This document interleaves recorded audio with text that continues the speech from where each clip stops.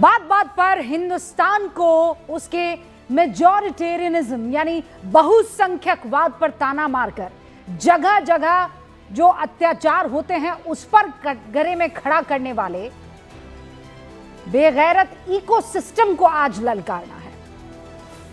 इस इकोसिस्टम को मैं याद दिला दूं कि हम सबकी आंखें तो बांग्लादेश के हिंदुओं पर है। Our eyes are on Bangladesh Hindus. आपकी कहां है? या आंख मूंद कर आप ये सारा नजारा देख रहे हैं।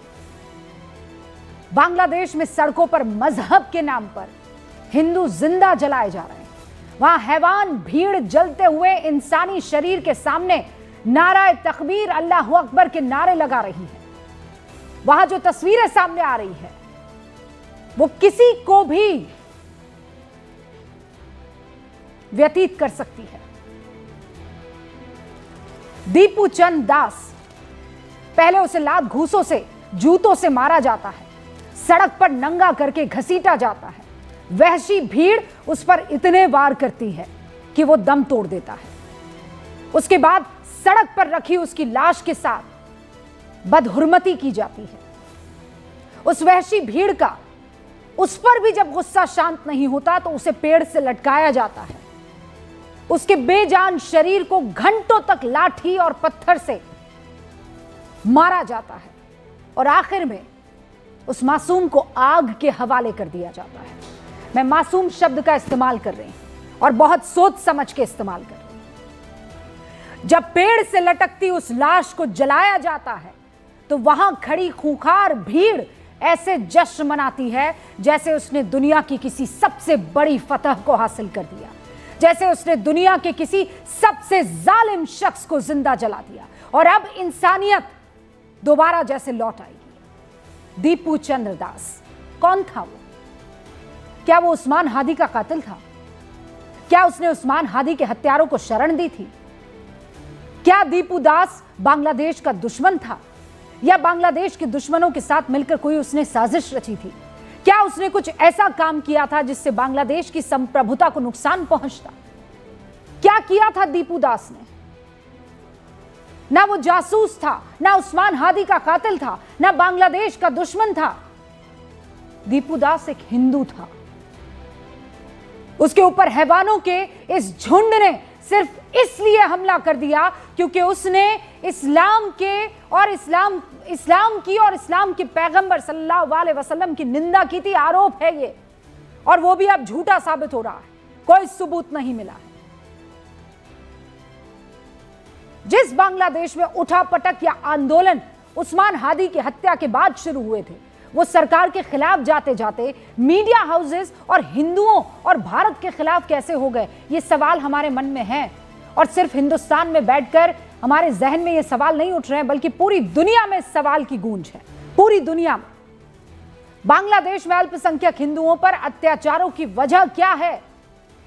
कनाडा की संसद में बांग्लादेश में हिंदुओं पर अत्याचार का मुद्दा उठा,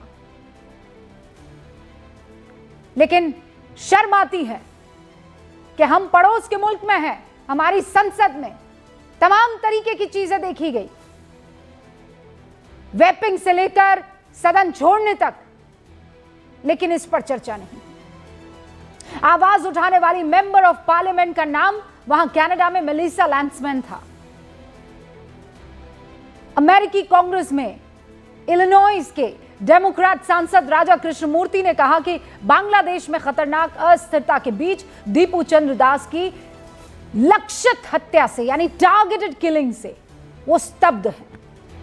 और इस आवाज में आवाज मिलाने वाली पूर्व प्रधानमंत्री शेख हसीना भी हैं और वो ये दावा कर रही हैं कि कुछ कट्टरपंथी ताकतें खुलकर हिंसा कर रही हैं, जिन्होंने भारतीय दूतावास, मीडिया दफ्तरों और अल्पसंख्यकों पर हमले किए हैं। और यूनुस सरकार ऐसे लोगों को संरक्षण दे रही है। यहां तक कि सजा पाए आतंकियों को भी रिहा किया गया है। बांग्लादेश की मशहूर लेखिका तस्लीमा नसरीन भी एक्स पर पोस्ट लिख रही हैं, एक के बाद एक बांग्लादेश से ताल्लुक रखती हैं। वो क्या लिखती है पता है आपको? वो लिखती है, पूरे देश में लोग उस्मान हादी के लिए रो रहे थे। किसी ने उस निर्दोष, गरीब, हिंदू युवक की तरफ देखा तक नहीं जिसे जिहादियों ने एक गिरोह के रूप में पीट पीट कर जलाकर मार डाला। मोहम्मद यूनुस सर पर टोपी पहने हादी के अंतिम संस्कार में तो जाते हैं, लेकिन उन्हें उनके मुंह से दीपू की इस भयानक हत्या पर एक शब्द तक नहीं निकलता। वो पूछती हैं कि क्या बांग्लादेश में कभी किसी मुसलमान को किसी हिंदू की हत्या के लिए सजा मिली है? इस सवाल का जवाब हम भी जानना चाहते हैं। हम जानना चाहते हैं जो लड़ाई देश की इंटरनल पॉलिटिक्स, चुनाव और लोकतंत्र की लड़ाई के लिए कही जा रही थी, वो उभर कर शरिया कानून और आतंकी सोच की राह पर कैसे चल पड़ी, क्यों चल पड़ी? बांग्लादेश के हर कोने से कट्टरपंथी आवाज कैसे उठ रही है? ये शख्स आपको दिखाई दे रहा है?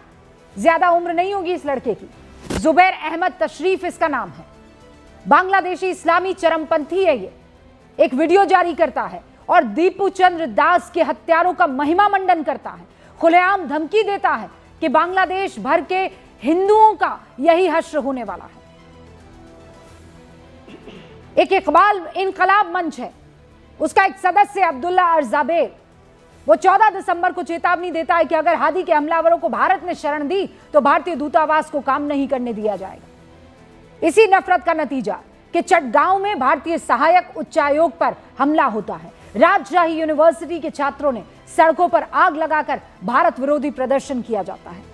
याद है ना आपको?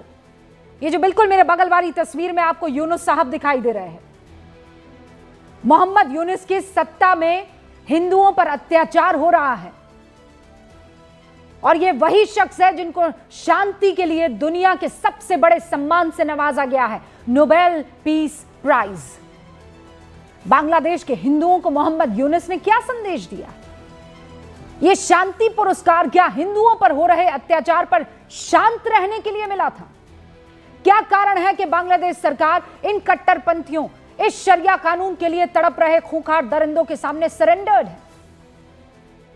जिस कट्टरपंथ की तरफ बांग्लादेश बढ़ चुका है, गौर से सुनिएगा, उसकी आग की धधक आज भारत को महसूस हो रही होगी। कल ये आग किसी और दरवाजे पर पहुंच जाएगी। आज बांग्लादेश जिस रास्ते पर है वो रास्ता इतिहास में पहले भी अपनाया जा चुका है, अफगानिस्तान में, सीरिया में, सूडान में, सोमालिया में, जिसकी आग पूरी दुनिया में अशांति फैला रही है। और ये इतिहास बताता है कि जब भीड़ कानून बन जाती है तो फिर इंसानियत शरणार्थी बनने को मजबूर हो जाती है। आज मारा गया युवक सिर्फ एक नाम नहीं है, वो चेतावनी है, वो सवाल है, वो आईना है। आईना जिसमें बांग्लादेश सरकार को अपना चेहरा देखना चाहिए, लेकिन अपने विभत्स और क्रूर चेहरे देखने के बांग्लादेशी सरकार हिम्मत और हिमाकत नहीं कर पा रही है। वो डर रही है, ठीक वैसे ही जैसे धार्मिक उन्माद में पगलाई भीड़ को रोकने से डर रही है। और इसीलिए गूंज में आज सवाल पूछना जरूरी है, बांग्लादेश में 1,30,00,000 हिंदुओं का भविष्य क्या होगा? बांग्लादेश को कट्टरपंथ के रास्ते पर किसके इशारे पर ले जाया जा रहा है? भारत के पास बांग्लादेशी हिंदुओं को बचाने का क्या कोई रास्ता है? मैं शुरू कर रही हूं गूंज।